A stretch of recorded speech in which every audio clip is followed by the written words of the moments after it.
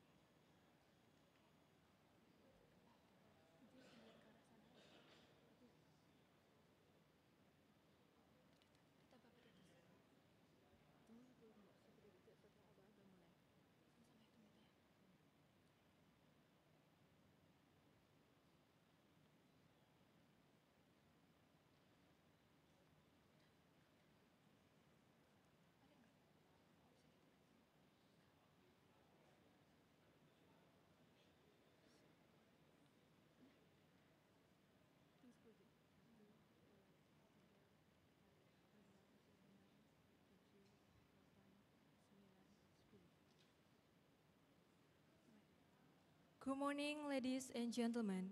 Welcome to the opening ceremony of the 10th meeting of the GCOMM GOOS Observation Coordination Group and the OCG 10 Regional Workshop. The Honorable of Professor Dikorita Karnawati as the head of the Agency for Meteorology, Climatology, and Geophysics. The Honorable of Professor Nadia Pinardi as co-president for Oceanography of GCOMM. The Honorable of Dr. David Legler as the Chief of Observation Coordination Group. The Honorable Representative of WMO and UNESCO Secretariat. The Honorable guests from other ministries or departments of Indonesia, Menkomar, KKP, LIPI, Pusidrosal, BIK, Pusair, BNPB, dan BPBD DKI Jakarta. The Honorable of Dr. Andes R. Mulyono Rahadi Prabowo, MSc, as the Deputy for Meteorology of BMKG. The Honorable of Dr. Andes Herijal, MSc, as the Deputy for Climatology of BMKG. BMKG colleges and all participants of workshop.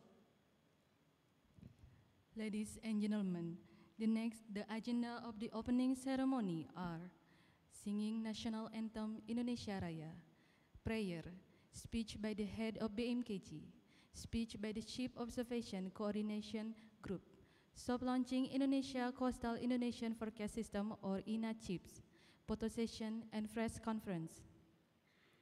Ladies and gentlemen, before we start the opening ceremony, let us pray first, so the event that we will hold on today will run well without any obstacle at all. Pray based on individual beliefs begins.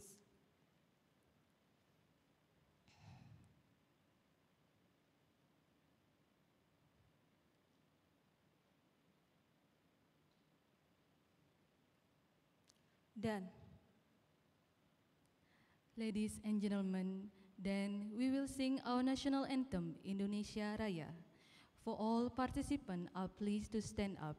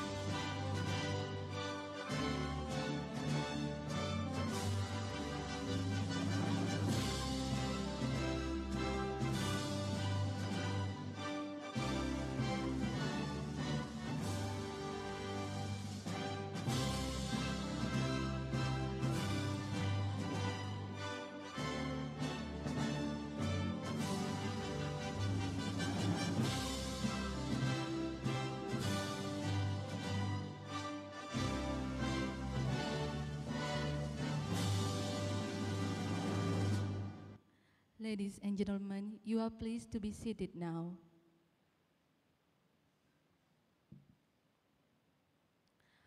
Ladies and gentlemen, we are now opening this ceremony with the welcome remarks from Professor Dwi Korita Karnawati as the head of Agency for Meteorology, Climatology, and Geophysics.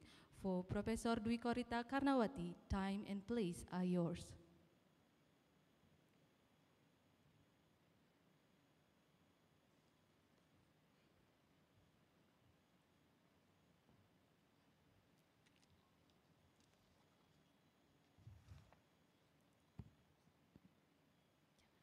Bismillahirrahmanirrahim. The Honorable Professor Nadia Pinardi, as the co-president for Oceanography of GCOMM. Also the Honorable Dr. David Ledger, as the Chief of Observations Coordination Groups, OCG. The Honorable Dr. Emma Haslip, the Secretariat IOC UNESCO, the Secretary of the IOC UNESCO, as well as the Honorable Ms. Champika Galais, the Secretariat of WMO. Ladies and gentlemen, experts, all the excellent experts, again, colleagues of our agency, good morning. Assalamualaikum warahmatullahi wabarakatuh. Om Swastiastu, Shalom. Welcome to Badan Meteorologi, Klimatologi, dan Geofisika, or the Agency for Meteorology, Climatology, and Geophysics campus. So welcome to our campus. On this blessing morning, April the 8th, 2019, we really thanks to the God that we could gather here for sharing the knowledge, experience, and to discuss together in this very important workshop. And today, we have OCG 10 regional workshop.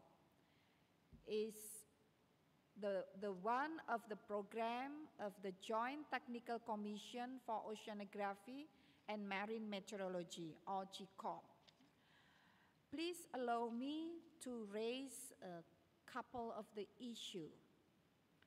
The first, we do expect through this workshop, we could further strengthen the collaboration, even perhaps also the interdisciplinary or integration of several disciplines, that disciplines of meteorology, oceanography, and I think it's also important to be integrated to the disciplines of geophysics. So at least 3 different disciplines must be integrated.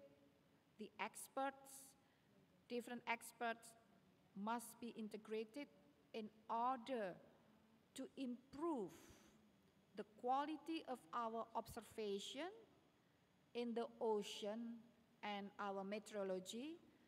And we could not avoid, when we talk about the ocean and meteorology, they also include geophysics. So through the improvement of the quality observation, we do expect more appropriate, more qualified, more valid data could be obtained, and that will be very important to improve our analysis, our modeling, our forecasting, prediction, in order finally to improve our services. The quality of the services, maritime services, in order to also to improve the safety of our human, our people, especially related to various threats from the ocean, from the meteorology, and from the geophysics. Perhaps what I'm saying is quite complicated to be understood. So please allow me to give you one example that just happened just before last Christmas Day. It was in December 22nd. 3 days before, it was about on the 19th, even on the 18th of December, our meteorologist has launched to all the people of Indonesia that we are going to have strong surge in our ocean, also including in Sunda Straits. The predicted surge at that time was about 2.5 in Sunda Straits, but in Indian Ocean could reach 4 meter. So in Sunda Straits, 2.5 meter. A week before, our geophysicist is also launched or announced to the people of Indonesia that we are going to have full moon Parigi, which can induce high tide. So the maximum high tide could occur about the same time. So we predicted it's around 20th up to 27th of December. So that's the prediction, that's the forecasting based on our data. However, unfortunately, we could not predict the occurrence of the earthquake. So we also could not predict the occurrence of the tsunami. We also could not predict the time of the volcanic eruption. Unfortunately, our agency is not in charge to take care of the volcano yet. It's not yet in charge for that. Despite of other countries like Japan, one agency together, not only like Japan Meteorological Agency is not only taking care of the earthquake, tsunami, and meteorology, but also volcanology. But here in Indonesia, it's not in the same agency, and unfortunately, we don't have data integration yet between volcanic activity, meteorology, oceanography, and geophysics. That's like earthquake and tsunami. So what happened? After we announced that, so it was repeated on and on several times, at least 3 times a day, every day. And on the 22nd of December, about 9:02 p.m., volcanic of Anak Krakatau volcano in Sunda Strait was erupted. And it was beyond our observation, again, beyond our observation. So we never predict there will be tsunami because the tsunami early warning system in Indonesia, also in other countries in the world, rely on the occurrence of earthquake in order to predict the tsunami, not yet rely on the volcanic eruption. So, half an hour later, after the eruption, together with the high maximum tide plus strong surge, tsunami came. So, superimposed impact occur at once, at the same time. So, it is really a serious impact, catastrophic impact, which result in perhaps thousand or hundreds, almost 1,000 people died. So this is one example, the importance of the integration or interdisciplinary, even integration of database. That means integration of observation. We don't want to have the same case happen either in Indonesia or in other country in the world. That's enough for Indonesia. So we must work together to improve our observation, to improve our instrumentation. To be frankly, not all the ocean observation or volcanic observation or perhaps geophysics observation, most has been automatic, online, digital. That for the geophysics, for the earthquake and actually tsunami, it has been automatic and digital. But for meteorology, not all automatic and digital. Also for volcanology, still not automatic and digital. So automatization, digitalization, also to be one important issue. And then communication system. The strong, powerful communication system is also one important issue, despite of the digitalization. Because when we have the data, we could not collect the data due to the collapse of communication system, like what happened in tsunami Palu. We have all the data, we have a proper early warning system. The early warning system was conducted properly, but the data could not be transmitted properly due to the collapse of the communication system as well as the power system. So it is another issue again. The challenge for us, for scientists, in order to really capable to protect the human life, to protect our environment. And another issue is about the speed of data transformation, or the speed of analysis, even the speed of analysis and calculation. In the case of tsunami Palu, we could manage to launch the early warning system timely in terms of the design of the system. Our warning system was designed for 5 minutes at the latest to launch the warning.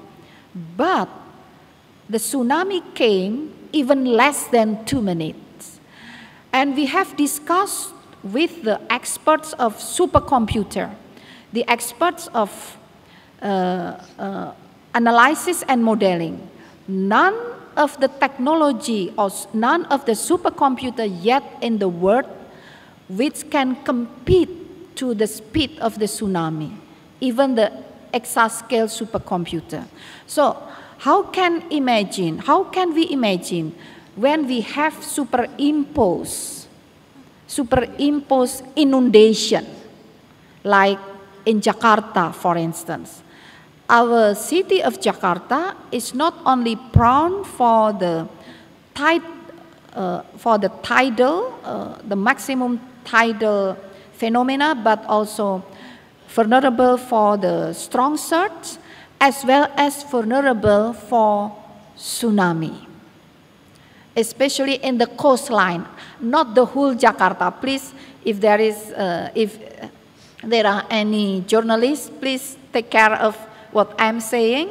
What I'm saying is limited to the coastal area, not to all city of Jakarta. That's very, very important to be noted, just along the coastal area. So, how we can do observation, how we can develop our instrumentation and observation and early warning system for the multi-phenomena which can be superimposed in very fast, very rapid occurrence. So I guess many, not only experts of oceanography, not only experts of meteorology, but also geophysics, even the computer science, or Also, social science. Social science is very important as well. So hopefully through this workshop, there can be further discussion related to the efforts, the integrated efforts, how to improve the capability of our analysis and modeling in order to provide maximum or optimum services in our maritime sector. So that's what I expect, and I believe by working together, thinking together, by the collaborative spirit, we could make that happen, hopefully sooner. So for that, I do appreciate for this initiative to conduct this workshop. Thank you very much for the strong support from WMO, as well as from IOC, from OCG, from GCOMM, and I believe it can be more association of professional experts from like a geophysical union or even geological union. So congratulations for all of your hard work. I do wish you to have a productive and very meaningful output and outcome of this workshop. So please allow me also by, we open now or later? Now, or later, sorry.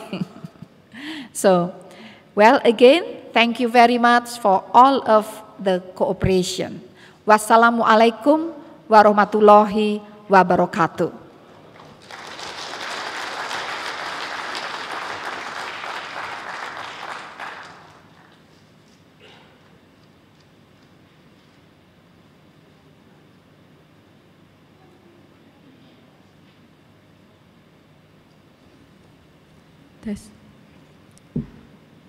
Thank you very much for Professor Dwi Korita Karnawati for your speech. The next one is speech from Dr. David Legler as the Chief of Observation Coordination Group. To Dr. David Legler, time and place are yours. Thank you very much. Dear Director Karnawati, dear officers and employees of BMKG, dear colleagues, welcome and thank you for participating in today's regional workshop, Observations to Services, organized and co-hosted by the IOC WMO JCOMM and by the Agency for Meteorology, Climatology, Geophysics of the Republic of Indonesia, BMKG. We have representatives here from most of the major continents of the world, the experts in ocean observing, and data services, and even some services and expertise and applications of the data. Many of you have come a long way to participate in the workshop, and thank you for making your time and to become available to participate in the workshop today.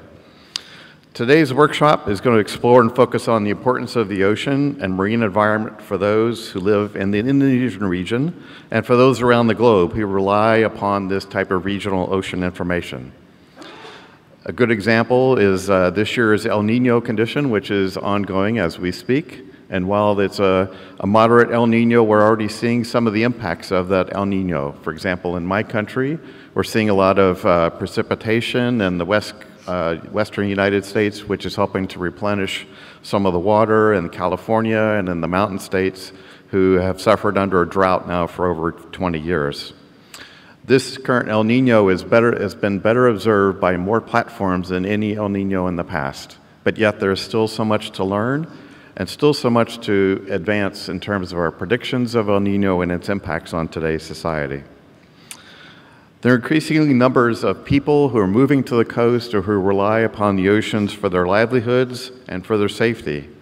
Observations about the ocean, about our changing ocean conditions, are vitally important for a number of areas, including marine forecasts to ensure efficient shipping and transportation, skillful weather and climate forecast, conditions of the ocean that harbor and supports our sustainable food system, for advanced warnings of extreme storms, rising sea level, and even coastal flooding and inundation.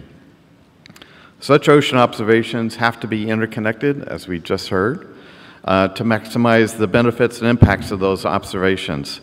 And that comes through the generation of new knowledge, new products, and new services for those who need it most. For 20 years, the IOC-WMO Joint Technical Commission for Ocean and Marine Meteorology, JCOMM, has been at the forefront of ensuring our ocean observing systems are efficiently run, that they're well coordinated, that the data are timely and delivered, and they're accessible to meet the needs of society.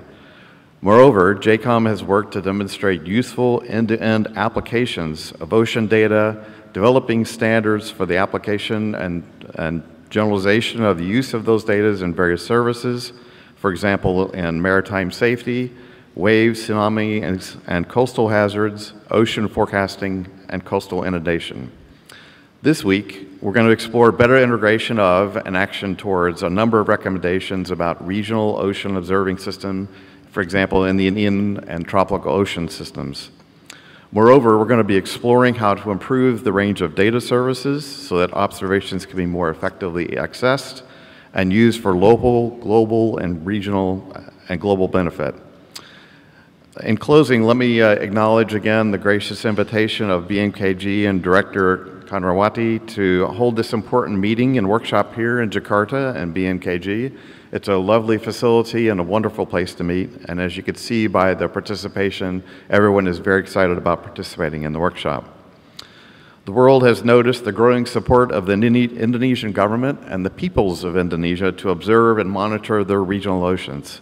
We applaud your leadership in this endeavor and look forward to today's workshop as yet another step forward to address our growing need of ocean information for the benefit of ocean communities around the world. Thank you, and good luck on the workshop today. Thank you to Dr. David Legler for your speech. Ladies and gentlemen, now we have come to the agenda of the launching of Indonesia Coastal Inundation Forecast System, or INACIFS. Hence, first, we would like to give a brief summary of INACIFS. Indonesia Coastal Inundation Forecast System, or INACIF. INACIF is the result of 6 years of hard work in the development of the Coastal Inundation Forecasting Demonstration Project, first formally launched in 2013 here in Jakarta with the assistance of WMO and Project Steering Group. Coastal inundation are an increasing threat to the lives and the livelihood of the people living in the low-lying, highly populated coastal areas. The management of such risks represents a great challenge to scientists and policymakers in the area of meteorology, hydrology, oceanography, emergency management, and coastal planning. It was unique in bringing together for the first time communities in those areas, recognizing that coastal flooding, no matter what its source, be it from river or ocean, needs consideration in a full scale of a multi-hazard early warning system, especially for Indonesia as an archipelago country and lay in the Earth's very active tectonic plates. So, there is a need to ensure all elements of coastal inundation are captured within a multi-hazard early warning system. The construction of this system has been implemented in Jakarta and Semarang as a pilot project, with the consideration that these two areas had such a large impact due to the coastal flooding. The work had been carried out by BMKG and our national partners, including Indonesia Geospatial Information Agency, the Center for Research and Development of Water Resources of State Minister of Public Works and Public Housing, the Director of Coastal Utilization of the Ministry of Maritime and Fishery Affairs, the Preparedness Director of the Indonesia National Board for Disaster Management and Regional Disaster Management of Jakarta and Semarang City, along with the international experts involved, including Environment and Climate Change Canada, UK Met Office, the UK National Oceanography Centre, Deltares in the Netherlands, New Zealand Agency for Climate, Ocean and Freshwater Science, and the Bureau of Meteorology, Australia, James Cook University in Australia, amongst others. Right now, finally, we want to move forward from demonstration phase to the operational stage. We do hope that this system can be used as a decision support system for disaster and mitigation policies and coastal area development, not only for Jakarta and Semarang, but also for nationwide. Ladies and gentlemen, with a great pleasure, we will invite Professor Dikorita Karnawati to give a short speech about the initiatives.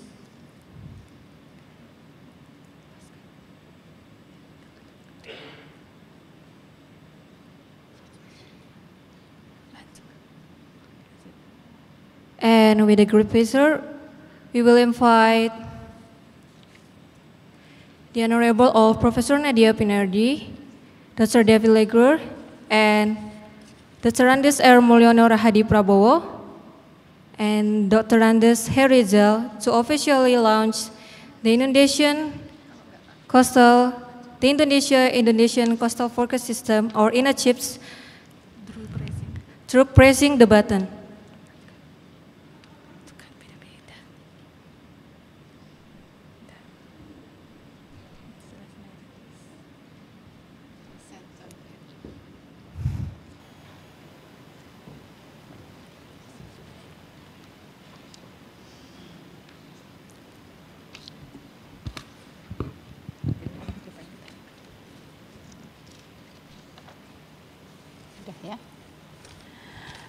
Ladies and gentlemen, today I'm delighted to be with you on this occasion to officially launch the Indonesian Coastal Inundation Forecast System, INA-CIFS.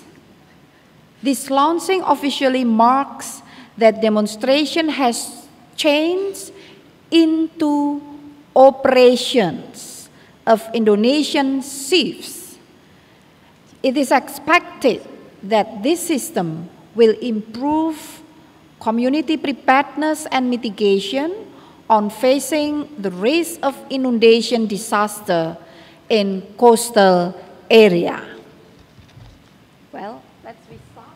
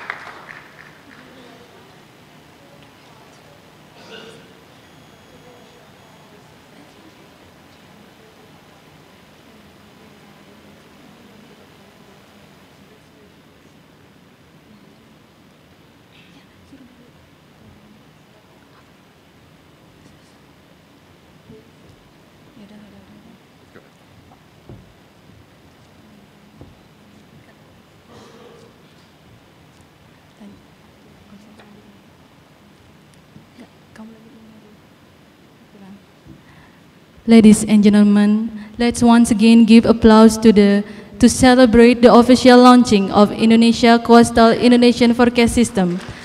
We do hope that the system can improve coastal communities' preparedness in facing the risks of Indonesian hazard in the future. Ladies and gentlemen, we finally come to the end of the opening ceremony.